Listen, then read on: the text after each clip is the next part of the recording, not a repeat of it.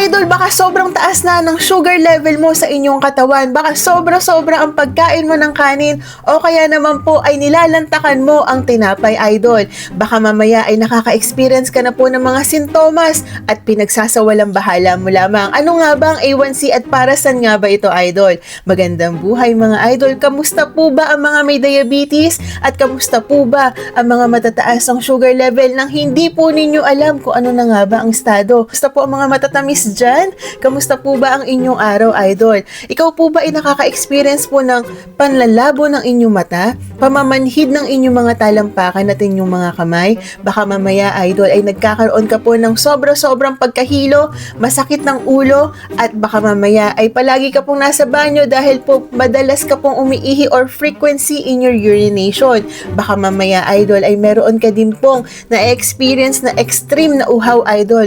Uhaw po ito, idol, hindi po ito bembangan. Alam mo po ba, idol, kapag po ikaw ay nakaka-experience po ng mga yan, baka mamaya, idol, ay nag-i-spike o tumataas na po ang inyong sugar level sa inyong katawan. Kakakain po ng mga matatamis at matataas po sa sugar level. Ikaw po ba ay pamilyar po sa A1C? Ano nga ba tong A1C na to? Ang A1C po, ito po ay glycosylated hemoglobin. Ibig sabihin, idol, ang ating po kasing dugo, meron po tayong RBC, yung red blood cells po natin, idol. Ang hemoglobin po ay parte po ng ating dugo, idol, na napakahalaga. Yan po ay protina na nagdadala po sa buong katawan ng ating pong oxygen. Nagre-recycle po ang ating dugo, idol, ng every 2 to 3 months or mostly 90 days, idol. So, ang ating pong hemoglobin, idol, nababalutan po yan ng sugar. Bakit po nagkakaroon ng sugar dyan, idol? Kakain ka po ng mga pagkain na nako-convert po into sugar na kailangan po natin. Madaloy po yan, idol, nahahalo sa ating dugo. Kapag nahalo po yan sa ating dugo, ang ating pong sugar ay mababalot po yan, idol, dyan. Ibig sabihin, kailangan po natin gamitin ang ating sugar na yan para po ito ay maging energy po natin. Kaya po tayo nagpapatuloy sa araw-araw dahil meron po tayong energy. Ngayon, idol, kapag napasobra ang pagkain mo ng sugar po dyan, idol, sobrang dami na po yan, idol. Yung production po ng inyong glucose dyan sa inyong dugo, idol. Saan yan mapupunta? Lalong-lalo na kung ikaw po ay hindi nag-exercise.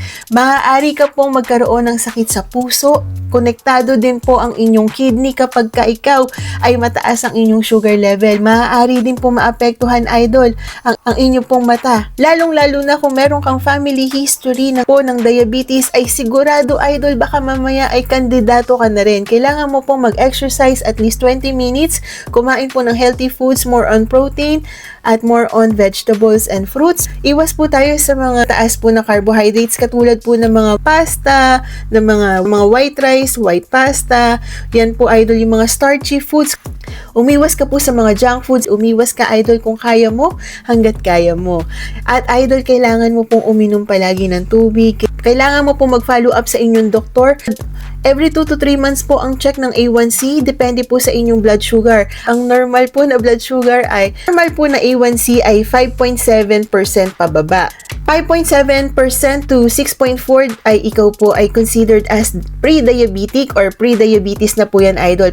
Nasa borderline ka na, papunta ka na po sa pagiging diabetes. At kapag ka ikaw ay 6.4 pataas or 6.5 pataas, ibig sabihin, idol, ay ikaw po ay legit na meron na pong diabetes. Mas mabuti pa rin po, idol, na mas ma-prevent mo po dapat ito dahil oras po ikaw ay nagkaroon na ng diabetes, magkakaroon ka na po ng maintenance dyan, idol. Mahihirapan ka pong i-control ang inyong sugar at yung adjust po sa inyong pagkain, adjust po sa inyong sugar level, ay medyo mahirap din yan, idol, i-manage. Yun lamang po, idol. Please don't forget to like, share, and follow me for more videos. Magandang buhay, mga idol!